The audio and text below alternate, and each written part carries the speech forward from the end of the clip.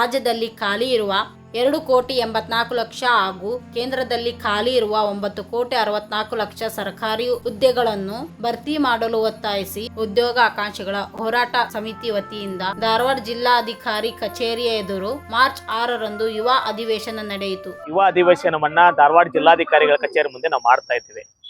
ಆಳುವ ಪಕ್ಷಗಳು, ಅದು ಕಾಂಗ್ರೆಸ್ ಇರುವುದು, ವಿರೋಧ ಪಕ್ಷವಾಗಿರ್ತಕ್ಕಂಥ ಬಿಜೆಪಿ ಇರುವುದು, ಯುವಜನರ ಪರವಾಗಿರ್ತಕ್ಕಂಥ ನೀತಿಗಳನ್ನ ನಿರೂಪಿಸುವಲ್ಲಿ ವಿಫಲವಾಗಿದ್ದಾವೆ. ಅವರ ಅಧಿಕಾರದ ಹಪಾಹಪಿಯಿಂದ, ಕುರ್ಚಿಯ ಕಚ್ಚಾಟದಿಂದ, ಮುಂದಿನ ಸಲ ಅಧಿಕಾರಕ್ಕೆ ಬರಬೇಕಂತಕ್ಕಂಥ ದುರುದ್ದೇಶದಿಂದ ಯುವಜನರ ಪರವಾಗಿರ್ತಕ್ಕಂಥ ಈ ನಾಡಿನ ಜನರ ಪರವಾಗಿರ್ತಕ್ಕಂಥ ವಿಚಾರಗಳನ್ನ ಮಂಡಿಸಲಿಕ್ಕೆ ವಿಫಲರಾಗಿ ಬರೀ ವೈಯಕ್ತಿಕ ತೇಜೋವಧೆಯನ್ನ ಮಾಡಿ, ಕಾಲಹರಣ ಮಾಡಿ ಅಧಿವೇಶನದ ಸಮಯವನ್ನು ವ್ಯರ್ಥ ಮಾಡ್ತಾ ಇದ್ದಾರೆ.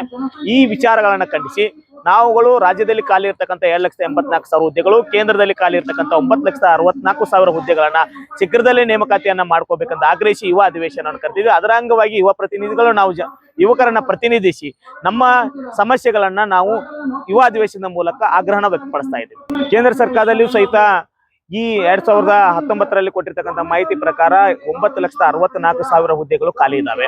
ಅಲ್ಲಿಯೂ ಸಹಿತ ಪ್ರತಿ ವರ್ಷ ನೇಮಕಾತಿಗಳಾದ್ರೂ ಸಹಿತ ಬಹಳಷ್ಟು ಹುದ್ದೆಗಳು ಖಾಲಿ ಇರುವುದಂದ್ರೆ ಖಾಲಿ ಇರ್ತಕ್ಕಂಥ ಎಲ್ಲ ಹುದ್ದೆಗಳನ್ನು ಸಹಿತ ನಾವು ನೇಮಕಾತಿ ಮಾಡಿಕೊಳ್ಬೇಕಂತ ಆಗ್ರಹಿಸ್ತಾ ಇದ್ದೀವಿ. ಕೇಂದ್ರ ಮತ್ತು ರಾಜ್ಯ ಸರ್ಕಾರಗಳು ಈ ನಿರುದ್ಯೋಗ ಸಮಸ್ಯೆಯನ್ನು ಹುಟ್ಟಾಕ್ಲಿಕ್ಕೆ 2 ಸರ್ಕಾರಗಳ ಕಾರಣ ಆಗಿರುತ್ತೆ. ಮತ್ತು 2 ಸರ್ಕಾರದಲ್ಲಿ ಸಹಿತ ಖಾಲಿ ಇರ್ತಕ್ಕಂಥ ಹುದ್ದೆಗಳನ್ನ ಶೀಘ್ರದಲ್ಲೇ ನೇಮಕಾತಿಯನ್ನ ಮಾಡಿಕೊಳ್ಬೇಕಂತೇಳಿ ನಾವು ಯುವ ಅಧಿವೇಶನ ಮೂಲಕ ಆಗ್ರಹಿಸ್ತೇವೆ. ಇವತ್ತು ಉದ್ಯೋಗಾಕಾಂಕ್ಷಿಗಳ ಹೋರಾಟ ಸಮಿತಿ ಮತ್ತೆ ಜನಸಾಮಾನ್ಯರ ವೇದಿಕೆಗಳ ಜಂಟಿಯಾಗಿ ಒಂದು ಯುವ ಅಧಿವೇಶನವನ್ನ ಇಲ್ಲಿ ಧಾರವಾಡದಲ್ಲಿ ಹಮ್ಮಿಕೊಂಡಿದ್ದೀವಿ. ಮುಖ್ಯವಾಗಿ ಕೇಂದ್ರ ಮತ್ತೆ ರಾಜ್ಯ ಸರ್ಕಾರಗಳಲ್ಲಿ ಖಾಲಿ ಇರುವಂತ ಎಲ್ಲ ಹುದ್ದೆಗಳನ್ನ ಸರ್ಕಾರಗಳು ಕೂಡಲೇ ಭರ್ತಿ ಮಾಡ್ಕೊಳ್ಬೇಕು ಅನ್ನೋದು ನಮ್ಮ ಒಂದು ಯುವ ಅಧಿವೇಶನದ ಪ್ರಮುಖ ಆಗ್ರಹ. ಜೊತೆಗೆ ಇವತ್ತೇನು ಉದ್ಯೋಗಗಳ ಕಡಿತಕ್ಕೆ ಮುಖ್ಯ ಕಾರಣ ಆಗಿರುವಂತ fiscal regulation and budget management ಕಾಯ್ದೆನೇ 2003ರಲ್ಲಿ ಕೇಂದ್ರ ಸರ್ಕಾರ ಜಾರಿ ಮಾಡಿದೆ.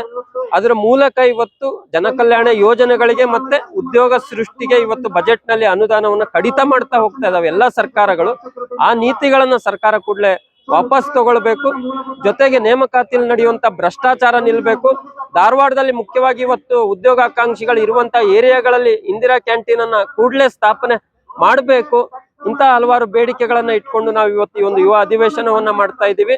ಇವತ್ತು ಸರ್ಕಾರ ಜೊತೆಗೆ ಏನು ಕ್ಯಾಬಿನೆಟ್ ಅಲ್ಲಿ ಹೇಳಿದೆ 56,432 ಹುದ್ದೆಗಳಿಗೆ ಅಧಿಸೂಚನೆ ಹೊರಡಿಸ್ತೀವಿ ಅಂತ, ಅದರಲ್ಲಿ ಯಾವುದೇ ಕಾನೂನಾತ್ಮಕ ತೊಡಕುಗಳು ಇಲ್ಲದೆ ರೀತಿಯಲ್ಲಿ ಆ ಅಧಿಸೂಚನೆಗಳನ್ನ ಕೂಡಲೇ ಹೊರಡಿಸ್ಬೇಕು. ಯಾಕಂದ್ರೆ ಅಲ್ಲಿ ಮೀಸಲಾತಿ ಗೊಂದಲ ಬಂದ್ರೆ ಮತ್ತೆ ಅದು ಸ್ಟೇ ಹೋದ್ರೆ ಈ ಒಂದು ನೇಮಕಾತಿ ಪ್ರಕ್ರಿಯೆ ನೆನೆಗುದಿಗೆ ಬೀಳ್ತದೆ. ಹಾಗಾಗಿ ಕಾನೂನಾತ್ಮಕವಾಗಿ ಎಲ್ಲಾ ದೃಷ್ಟಿಕೋನದಲ್ಲಿ ಆಲೋಚನೆ ಮಾಡಿ ಎಲ್ಲಾ ತೊಡಕುಗಳನ್ನ ನಿವಾರಣೆ ಮಾಡಿ ಶೀಘ್ರದಲ್ಲೇ ಅಧಿಸೂಚನೆಗಳನ್ನ ಹೊರಡಿಸಿ ಯುವ ಜನರಿಗೆ ಉದ್ಯೋಗನ ಒದಗಿಸಬೇಕು. ಜೊತೆಗೆ ನಮ್ಮ ಬೇಡಿಕೆಗಳು ಈಡೇರೋ ತನಕ ಉದ್ಯೋಗಾಕಾಂಕ್ಷಿಗಳು ಸತತವಾಗಿ ರಾಜಿರಹಿತವಾಗಿ ಸಂಘಟನೆ ಕಟ್ಟಿಕೊಂಡು ಗಟ್ಟಿ ಮಾಡಿಕೊಂಡು ಈ ಹೋರಾಟವನ್ನು ಬೆಳೆಸಬೇಕು ಅಂತ ಈ ಒಂದು ಸಂದರ್ಭದಲ್ಲಿ ಹೇಳಲಿಕ್ಕೆ ಬಯಸ್ತೇವೆ. ಬಜೆಟ್ ಅಧಿವೇಶನ ಆರಂಭ ಆಗಿದೆ.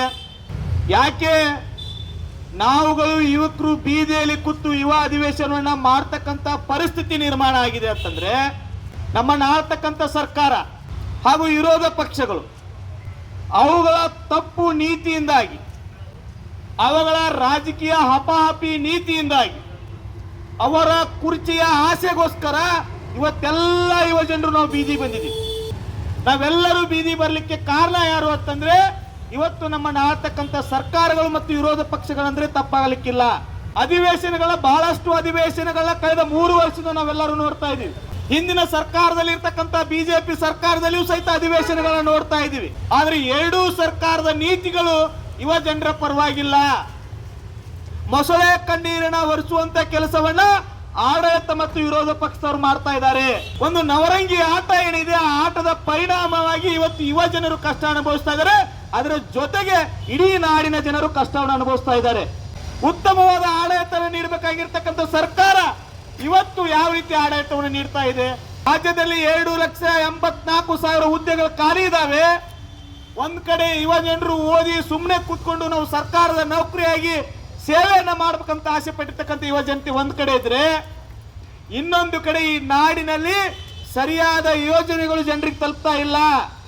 ಇವತ್ತು ನಾವು ಬಡವರು ಸರ್ಕಾರ ದವಾಖಾನೆಗೆ ಹೋದ್ರೆ ವೈದ್ಯರಿಲ್ಲ, ಬಡವರು ಮಕ್ಕಳು ಶಿಕ್ಷಣ ಕ್ಷೇತ್ರ ಶಾಲೆಗೆ ಹೋದ್ರೆ ಶಿಕ್ಷಕರಿಲ್ಲ, ಯಾವ್ದಾದ್ರು ಒಂದು ತಹಸೀಲ್ದಾರ್ ಆಫೀಸ್ಗೆ ಹೋದ್ರೆ ಅಲ್ಲಿರ್ತಕ್ಕಂಥ SDA, FDA ಯಾವುದೇ ಇಲಾಖೆಗಳಿಲ್ಲ. ಹೀಗಾಗಿ ಎಲ್ಲ ಇಲಾಖೆಗಳಲ್ಲಿ ಏನಾಗಿದೆಪ್ಪ ಅಂತಂದ್ರೆ, ಇವತ್ತು ಪ್ರಭಾರಿಗಳಿದ್ದಾರೆ, ಒಬ್ಬೊಬ್ಬರಿಗೆ 2-2, 3-3 ಇಲಾಖೆಗಳನ್ನ ಚಾರ್ಜ್ ಕೊಟ್ಟಿದ್ರ ಪರಿಣಾಮವಾಗಿ ಇವತ್ತು ಸಾರ್ವಜನಿಕರ ಕೆಲಸಗಳು ಸರಿಯಾಗಿ ಆಗ್ತಾ ಇಲ್ಲ, ನಾಡಿನಲ್ಲಿ ಸರಿಯಾದ ಸೇವೆಯನ್ನು ಒದಗಿಸ್ಲಿಕ್ಕೆ ಆಗ್ತಾ ಇಲ್ಲ. ಹಾಗಾದ್ರೆ ಆಳುವ ಸರ್ಕಾರಕ್ಕೆ ಒಂದು ಸುಭದ್ರವಾದ ಆಡಳಿತವನ್ನು ನೀಡಲಿಕ್ಕೆ ವೈಫಲ್ಯ ಆಗಿರ್ತಕ್ಕಂಥ ಸರ್ಕಾರಗಳು ನಮ್ಗೆ ಯಾಕೆ ಬೇಕು ಅಂತಕ್ಕಂಥದ್ದನ್ನ ನಾವು ಚರ್ಚೆ ಮಾಡ್ತಾ ಇದೀವಿ. ಇವತ್ತು ನೋಟಿಫಿಕೇಶನ್ ಮಾಡಿದ್ರೆ 3 ವರ್ಷ ಬಿಟ್ಟು ನಮಗೆ ಆದೇಶ ಪ್ರತಿ ಕೊಡ್ತಾರೋ, ಆದೇಶ ಕೊಡ್ತಾರೋ ಇಲ್ಲೋ ಗೊತ್ತಿಲ್ಲ, ನೇಮಕಾತಿ ಆದೇಶ ಪ್ರತಿ ಕೊಡ್ತಾರೋ ಇಲ್ಲೋ ಗೊತ್ತಿಲ್ಲ. ಕೇವಲ ಅಧಿಸೂಚನೆಗಳನ್ನು ಹೊರಡಿಸೋದು, ಸರ್ಕಾರ ತನ್ನ ಜವಾಬ್ದಾರಿಯಿಂದ ನುಣುಚಿಕೊಳ್ಳುವಂತ ಕೆಲಸ ಮಾಡ್ತಾ ಇದೆ. ಇದು ಆಗ್ಬಾರ್ದು ಅಂತೇಳಿ ನಾನು ಈ ಸದನದ ಮೂಲಕ ಆಗ್ರಹವನ್ನು ವ್ಯಕ್ತಪಡಿಸ್ತಾ ಇದ್ದೀನಿ ಅಧ್ಯಕ್ಷರೇ. ಅನೇಕ ಇಲಾಖೆಗಳಲ್ಲಿ ಅದು ಅಬಕಾರಿ ಆಗಿರ್ಬೋದು, ಸಬ್ ರಿಜಿಸ್ಟರ್ ಆಗಿರ್ಬೋದು, CRP DRP ಪೊಲೀಸ್ ಆಗಿರ್ಬೋದು, ಆರ್ಥಿಕ ಅನುಮೋದನೆ ಸಿಕ್ಕರೂ ಕೂಡ ಇವರು ನೋಟಿಫಿಕೇಶನ್ ನೇಮಕಾತಿಯನ್ನ ಮಾಡ್ತಾ ಇಲ್ಲ ಅಂತಂದ್ರೆ ಆರ್ತಕ್ಕಂಥ ಸರ್ಕಾರ,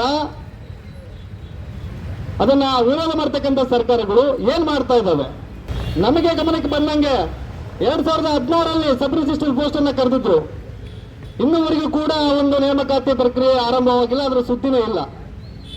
ಅದೇ ತರನಾಗಿ 2021ರಲ್ಲಿ PSI ನೋಟಿಫಿಕೇಶನ್ ಆಗಿದ್ದು ಮಾನ್ಯ ಸಭಾಪತಿಗಳ.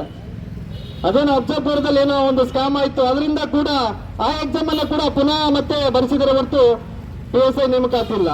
ಮೊನ್ನೆ ನಡೆದಂತ ಹೋರಾಟದಲ್ಲಿ ವಿದ್ಯಾರ್ಥಿಗಳನ್ನ ಏನೋ ಕ್ರೌಡ್ ಅನ್ನ ಹಿಮ್ಮೆಟ್ಟಿಸಲಿಕ್ಕೆ ಪೊಲೀಸರು ಹರಸಾಹಸ ಪಟ್ಟರು.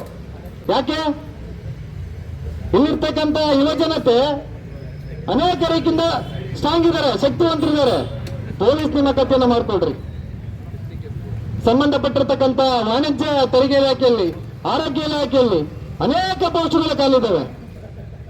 ಮಾನ್ಯ ಸಭಾಪತಿಗಳ, ಯಾವುದೇ ಲೋಕಸಭೆ ರಾಜ್ಯಸಭೆ ಒಬ್ಬ ಶಾಸಕ ಅಕಾಲಿಕ ಮರಣ ಹೊಂದಿದ್ರೆ 6 ತಿಂಗಳಿಗೆ ನೀವು ಆ ಸ್ಥಾನವನ್ನು ತುಂಬುತ್ತೀರಿ.